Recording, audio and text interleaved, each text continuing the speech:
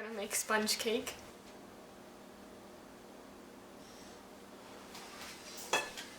A large mixing bowl. A few smaller mixing bowls.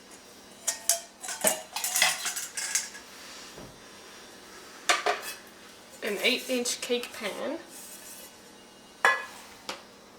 that is lined with parchment paper.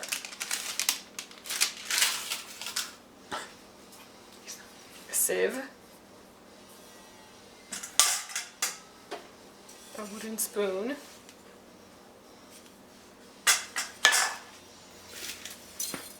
And a whisk.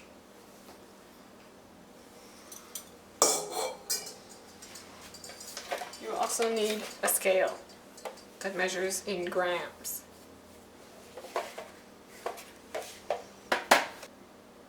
You'll need eggs. I have extra large ones, but large ones will also work.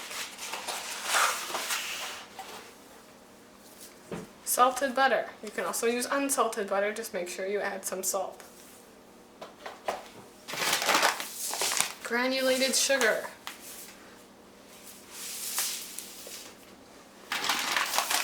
Cake and or pastry flour. That is what you will need for the cake part. For the jam, you will need granulated sugar and fruit, fresh or frozen of your choice, and we'll be using raspberries, frozen raspberries. So the first thing you have to do before you do anything else is you preheat your oven to 375 or 190, depending Fahrenheit or Celsius. And then melt your butter in the microwave. 30 seconds on high power. So it should be melted. So put that to the side, you need it last. Now you need to measure your eggs. You need 3 eggs.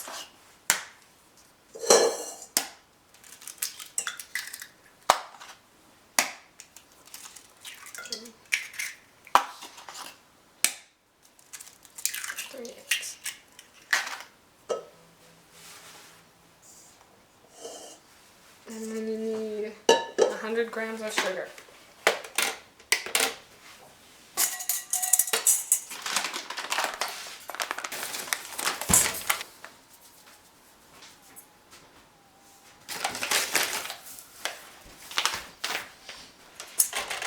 And you want to make sure you have a pot of water on the stove boiling because you're going to need it to. So you have your eggs, and your sugar, and you mix them with a whisk. Otherwise it gets lumpy and you have to mix it right away. Otherwise it gets lumpy.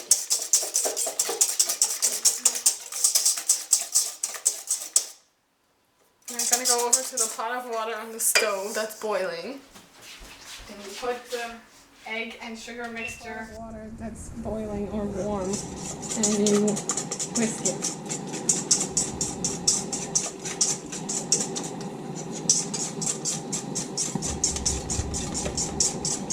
And you're going to whisk it until it feels warm when you touch it. So I'd say 5 minutes maximum,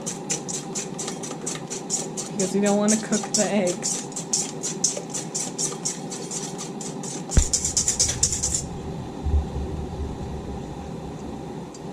So now it feels warm when I touch it. So turn your stove off, and you can do one of 3 things depending on what you have. I have a mixer, so I'm going to put it on the mixer on high speed. But if you don't have that, you whisk it by hand, or you can use a hand blender. Whip.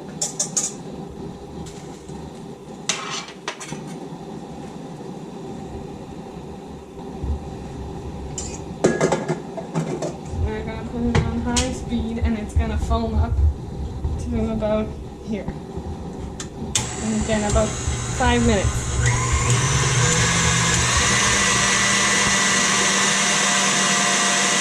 Now while that is mixing over there, you need your cake tin. It's 8 inches with a parchment paper in the bottom.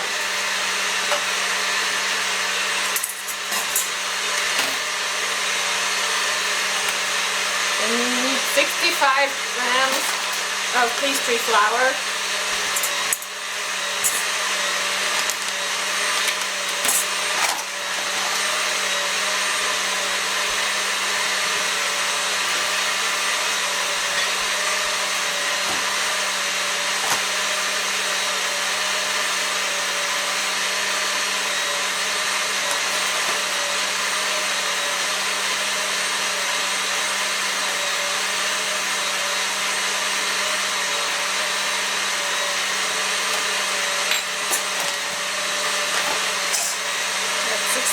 Grams, and you have to sift it 2 times.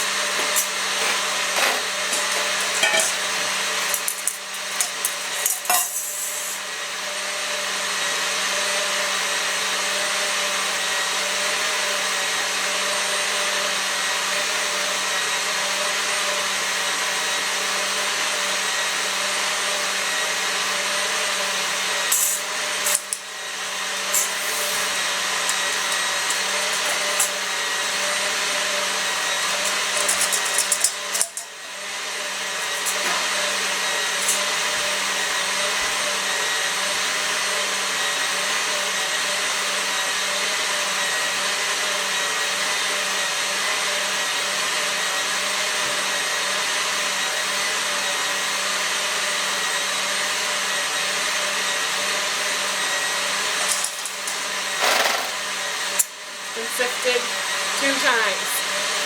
Put it to the side. You have to wait for the eggs to finish whipping. So you need your egg foam to be whipped, but it has to have a line for 3 seconds. So see how you can see the line? If it disappears after 3 seconds, whip it more. See how it still stays there? You can see the line? Then it's fine. Take it off the mixer or stop doing whatever you were doing. Your flour.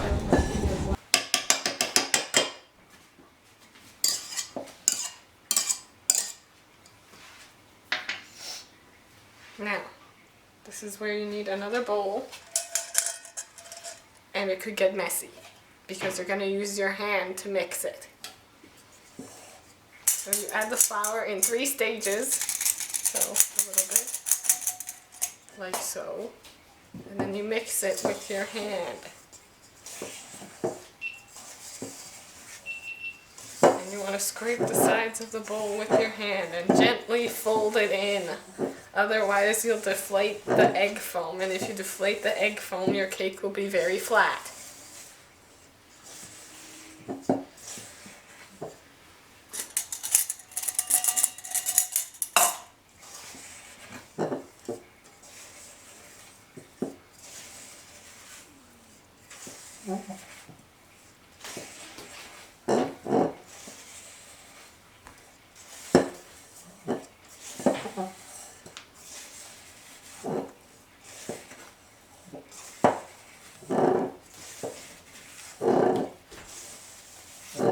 Keep turning the bowl as you mix it, scraping it down, and then add the rest. And mix it until there's no more flour lumps.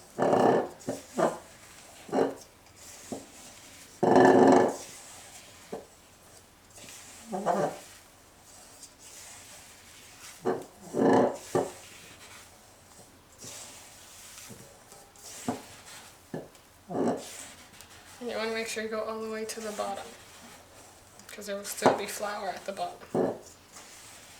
And if there's flour lumps in it, it won't rise properly, and your cake will be flat. Now, this is the part where this part you can mess up really badly. And if you mess this part up, you mess up the whole cake. So, you take the butter that you melted at the beginning, and you put it in a bowl. And now you take a handful, maybe 2 or 3 handfuls of the cake batter, and you put it in with the butter.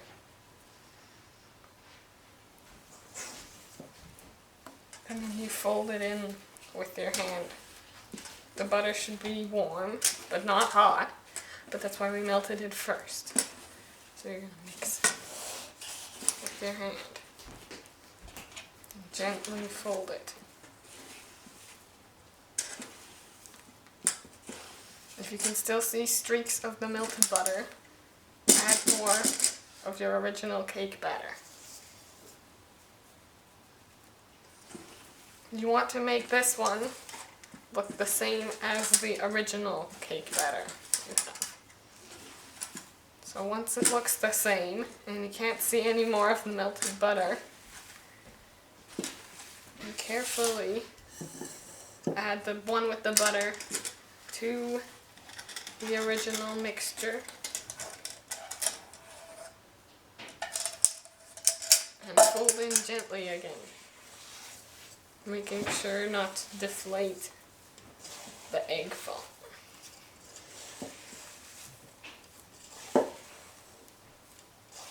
Make sure there's no flour left over.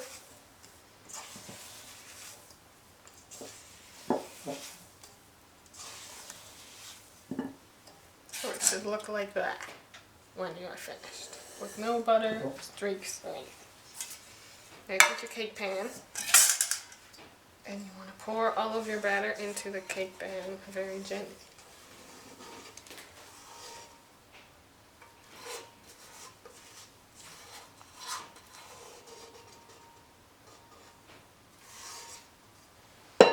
And you want to make sure you scrape it off your hand as well, so it's extra.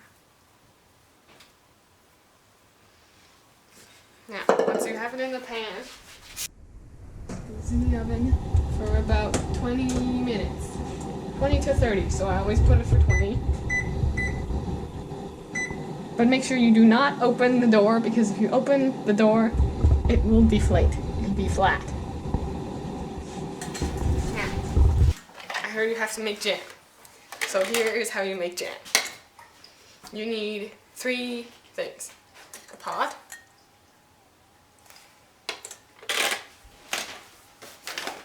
granulated sugar, and a fruit of your choice. I have raspberries. You need equal amounts of fruit and sugar. So if you have 2 cups of raspberries, you need 2 cups of sugar. And then you cook it on the stove.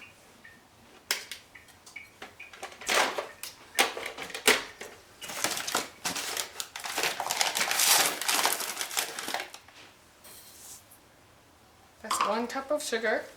And now I'm going to use 1 cup of raspberries. And these ones are frozen, but you can use fresh if you have.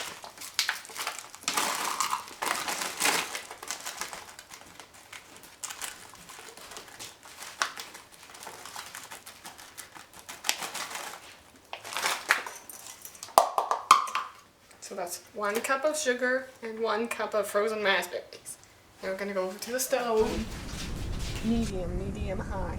Don't put it on high, you might burn the sugar and make caramel, and that'll be not good.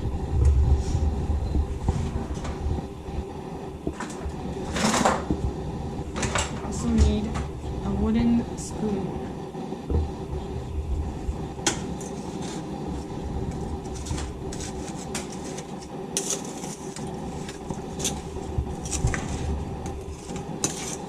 Mix it. You might need to add a little bit of water, but we'll see. Maybe the water from the raspberries is enough. So if you find that it is very dry like this, and everything's sticking together, you can add a little bit of water. They say add 1 teaspoon at a time. Because if there's too much, then it's not jam.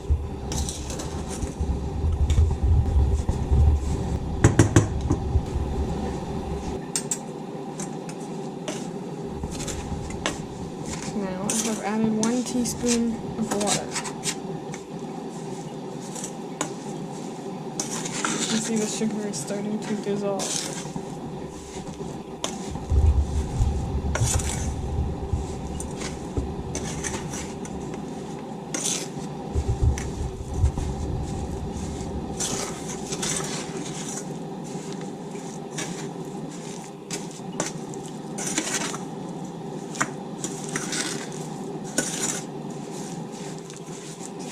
getting more wet.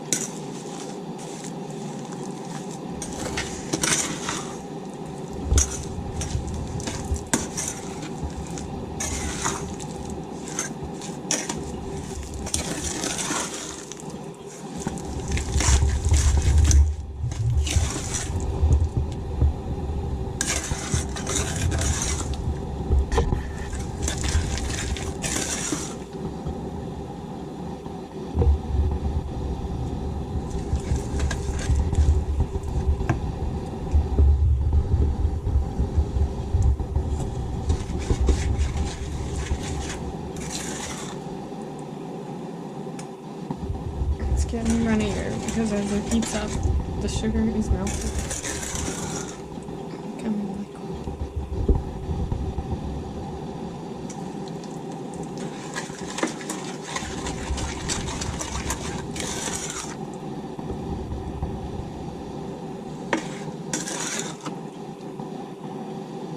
And you want to leave it and let it boil.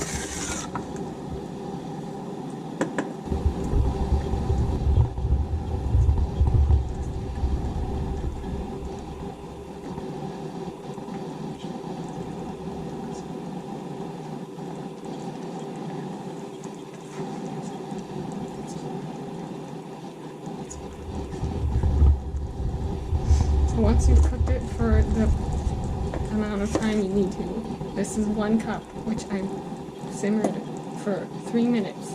You can turn it off the burner and leave it somewhere else on the stove to cool down.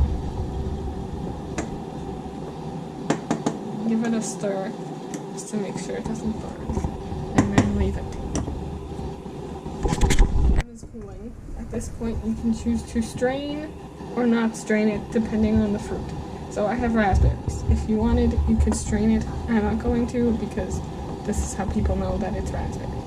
If you have strawberries, you obviously don't need to, but if you have a fruit with the skin, like plums or cherries or something, you do not need to strain that either. It would take you too long. So you can check your cake now. It should not deflate. Unless it's risen like really high, almost over the tin, do not open the door. It's not ready yet. Give it another 5 to 10 minutes.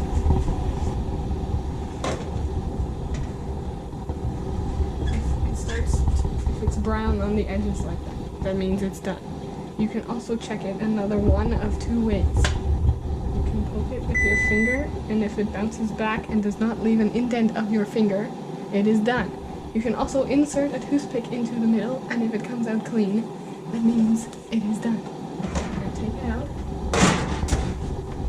and get a cooling rack, like so. And then you take your cake and you place it onto the cooling rack. But do not place it this way onto the cooling rack, otherwise your cake will deflate. Turn it upside down onto the cooling rack, and then it will keep the height that it has now. Once your cake is warm to cool, so with 5 to 10 minutes, you can remove it from the cake pan. I will show you the proper way to remove it from the cake pan without ripping it. Your jam, as it cools, is still too runny, like so. You can put it back on the stove and cook it further until you think it will be thick enough when it cools. So it's been 10 to 15 minutes and the cake pan is now to the point where I can touch it. It's a little bit warm, but not really. So I'm going to flip the cake over, and you need an offset spatula, a mini one. Or I guess you could use like a dull knife, but you don't want to scratch the tin. You want to stick it into the side of the pan, like so, and you run it around the edges. If it gets stuck, stop. And continue in that area.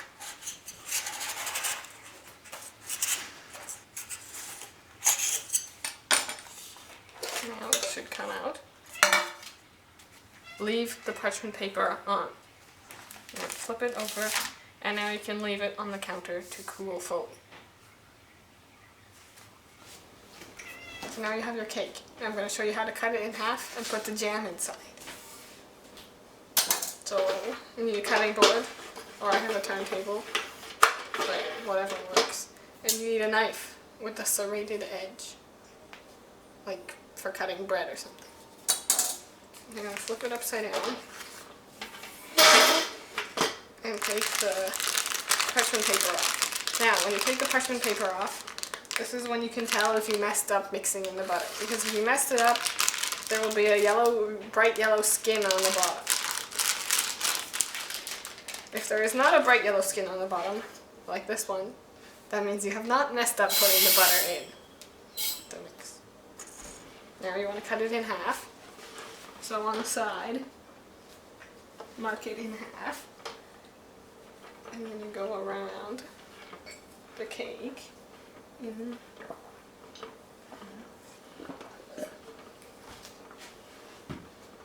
So once you've gone around the whole cake, you slowly go around and push it through the middle. This way, when you're finished, you should have a cake that is level. Levelly cut in half.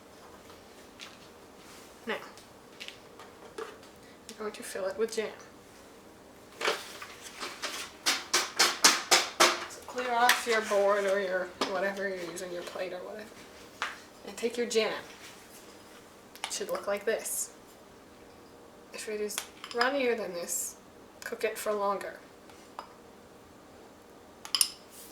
Now you take the bottom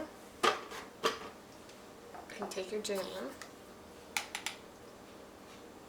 but don't put too much jam, otherwise it's too thick and won't be good. Take your offset spatula or your butter knife or your spreading knife or whatever you have, and you spread the jam. Make sure it goes all the way to the edge.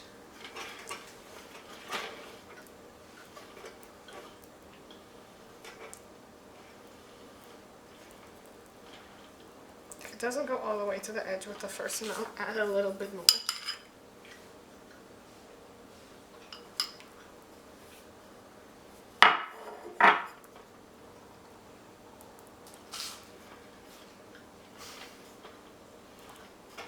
And then you want to make sure all of your jam is spread evenly and is level. So go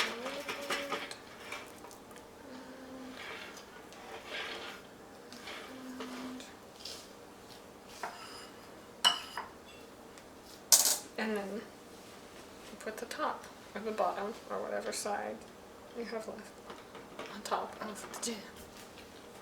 And there is your cake with the jam inside. You can add more jam if you want more jam inside. And when you put the jam on the cake, make sure the cake is cold and the jam is cold. Otherwise, the jam will run into the cake and the cake will be raspberry or whatever flavor jam you have. This is how you make a sponge cake with jam.